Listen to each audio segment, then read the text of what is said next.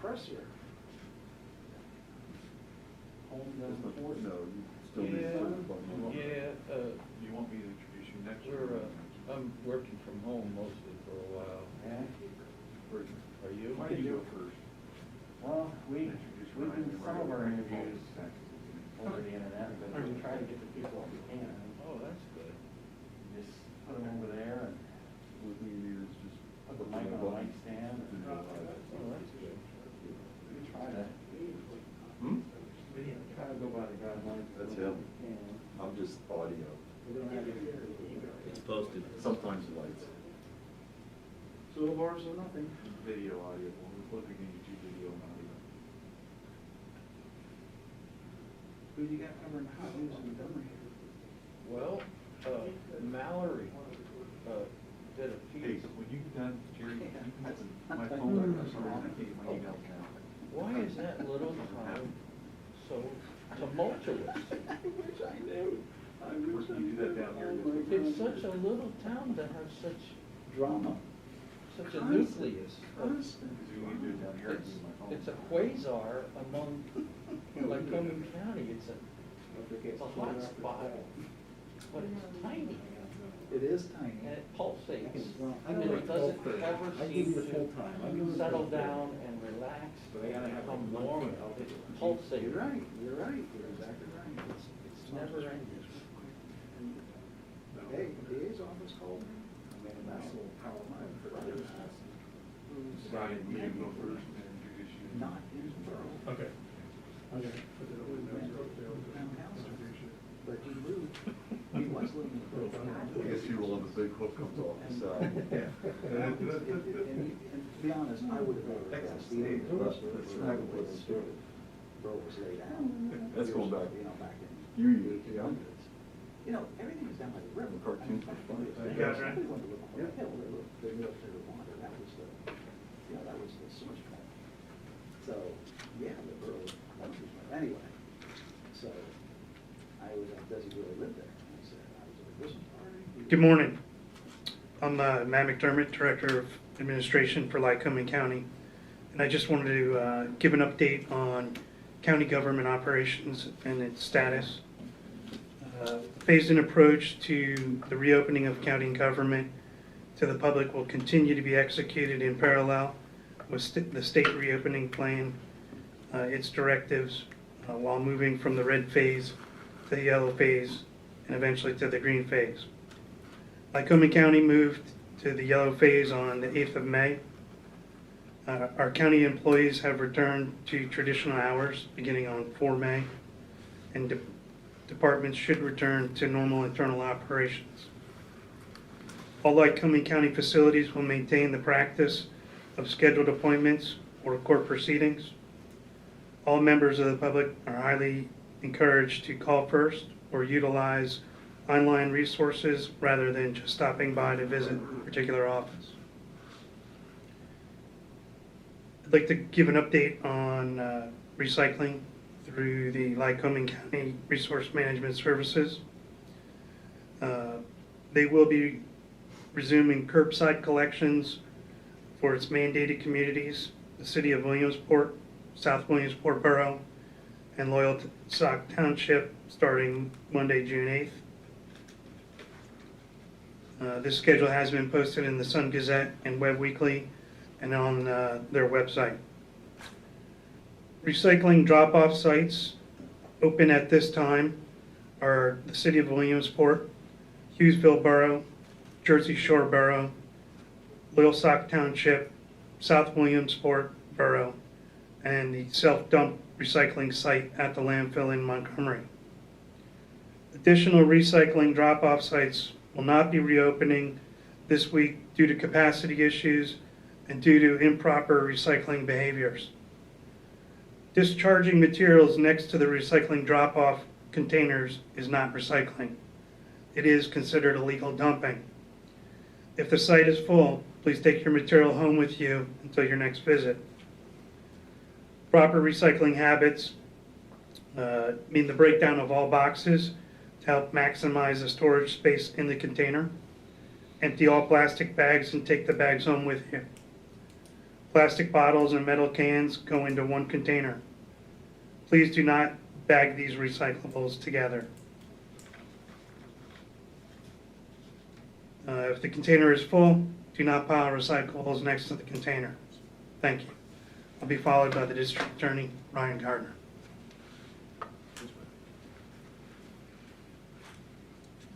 Good morning, everyone. When I was running for election, one of the things I kept harping on was transparency for the office. Unfortunately, due to COVID, I have not yet had the opportunity to address everyone as far as providing some background information on exactly what it is the District Attorney's Office does. So let me begin there. There's three main components to the District Attorney's Office. First, we have the Assistant District Attorneys and clerical staff. And due to the self-sufficiency of the ADAs, it resulted in an initial reduction of staff.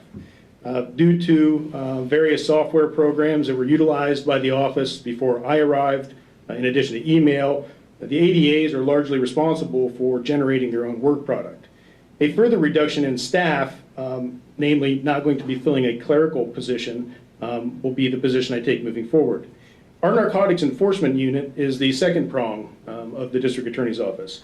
The primary function of this unit is the disruption and deterrence and ultimately the arrest of individuals who engage in the sale and distribution of illegal narcotics.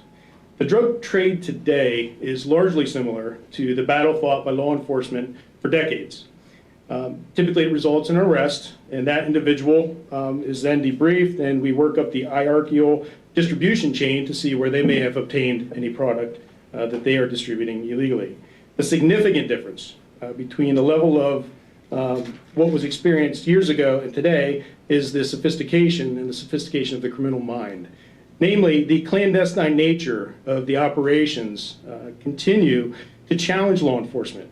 The ease of connectivity through cell phones and cellular data results in, we're basically chasing cell phones, in addition to trying to connect the digital footprints left by these criminals when they're engaged in this type of activity. The analyzation of this footprint requires significant man hours and can often spill over to the third component of the District Attorney's Office, which is the detective unit. Currently, the detectives are assisting the Williamsport Bureau of Police and other local agencies with pending homicides and shootings. Unfortunately, April 6th marked the first occasion where I received a call early in the morning involving a homicide on Bridge Street. Upon receiving that call, and in light of the new hires that were made at the beginning of the year, I then turned around and placed a call to Detective Simpler, who notified Detective Peacock. Detective Peacock then proceeded to the scene. So in addition to the Williamsport Bureau of Police and the agents that responded, we were able to add an assist. That will be the measure going forward. There's always a benefit to having individuals who have extreme or deep homicide prosecution knowledge on the team. These seasoned homicide detectives include Detective Steve Siraj, Detective Peacock, and Detective Dincher. Along with Agent Justin Snyder of the Williamsport Bureau of Police, the decision collectively with the District Attorney's Office is that we are reopening the Gail Matthews and Tamara Burkheiser homicides that occurred in September 1994. Unfortunately, to this day, those homicides remain unsolved. The detectives also are charged with running other independent investigations. These investigations include child abuse, sexual abuse, prison crimes, to name a few. Lastly, one of the things that my office has undertaken is the detectives are identifying areas for the installation of a camera system. The strategic placement throughout the city and county of these cameras will help us, give us another opportunity to really close in and identify individuals who commit these heinous crimes.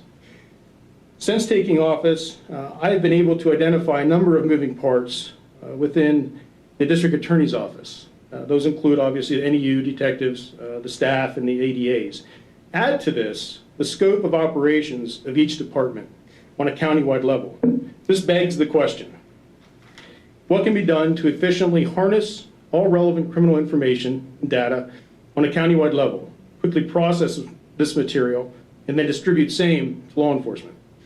The answer and the ability to perform this function can help all law enforcement to ID common threads of ongoing criminal conduct that, on its face, does not necessarily appear to have any common denominator. This function can be performed by a county information officer. PSP Troop F, they have the largest geographic area in the state of Pennsylvania, covering multiple counties. They have one intel officer for this entire operation. I am concerned with providing this county with its own intel officer. Accordingly, the District Attorney's Office and the County Commissioners, we are pleased to announce the creation of an intelligence officer position within the District Attorney's detective unit. This position could not have been realized without the support and concern for safety that our commissioners have for the citizens of this county. With the elimination of another clerical staff within my office, I'm proud to announce the addition of our newest detective, Loretta Clark.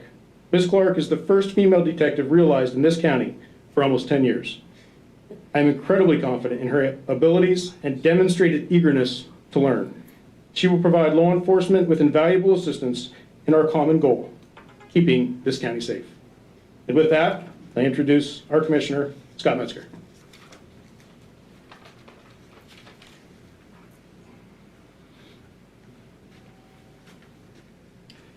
Good morning.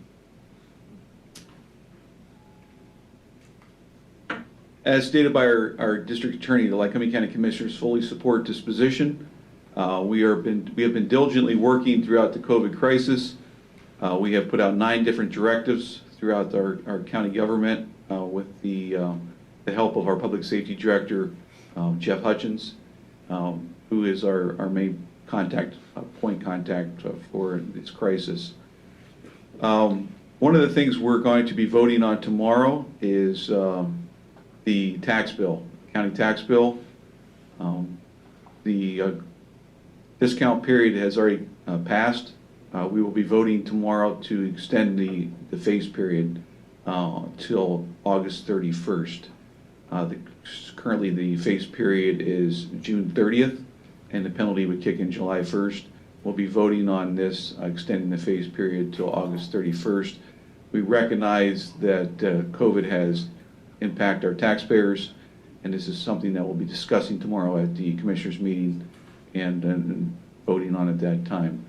County government has had this, I believe, was our 3rd press conference. The other 2 were much larger scale. We wanted to have this one today to announce the exciting news out of our District Attorney's Office that no crime will be committed in this county. It will be prosecuted to the fullest extent of the law. Our DA is a very active and proactive DA, and he means business, and we will not tolerate any illegal activity. So with that said, and also our recycling, we ask that the residents please be patient with our recycling. Over the weekend, we had several residents that didn't break down their boxes. This generally causes more trash and clutter around the recycling bins. We need them to break the boxes down so we can get more into the storage bins and the capacity to haul it away. Also, it allows you to have more in your vehicle to bring to the transfer sites. So we ask you to please cooperate with that as we move through this crisis so that we can get all the sites dropped out to the different locations and assist all our community. It's very important. So we ask for the cooperation of our citizens. At this time, we'll take any questions from the media. Yes? Just for point of clarification, so is Loretta Clark going to be the new county information officer? Or is those 2 different things? I'll let Mr. Gardner come up and he'll explain that in more detail.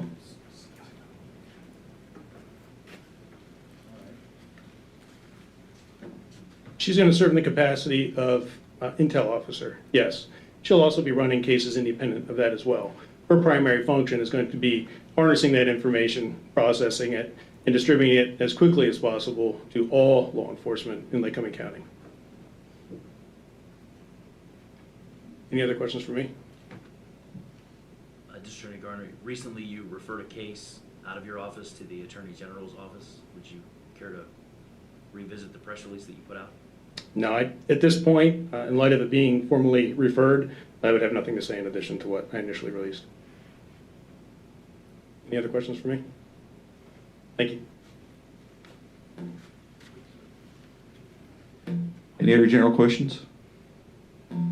Yes. How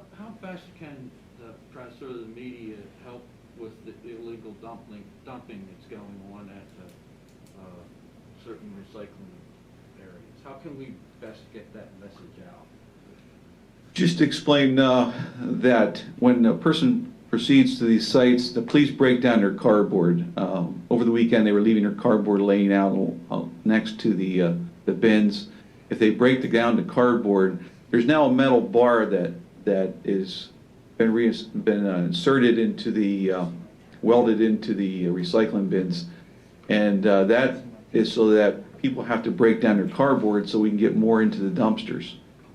And if they can break that down, it's also important they take their trash bags with them, not just dump the trash bags into recycling, that they empty the recyclables, mainly the aluminum and the plastics, and take their bags with them. That's a huge asset. RMS is sending out a press release today. There'll be some photos attached with it to give the media some ideas on what's going on, so maybe you can assist. Excellent. And we received several complaints yesterday afternoon with the pictures of the dumping that was going on next to the, and it would have been, if they would just broke down the materials, we could have filled the dumpsters easier. Okay. Any other questions? Okay, thank you for attending. Have a good day.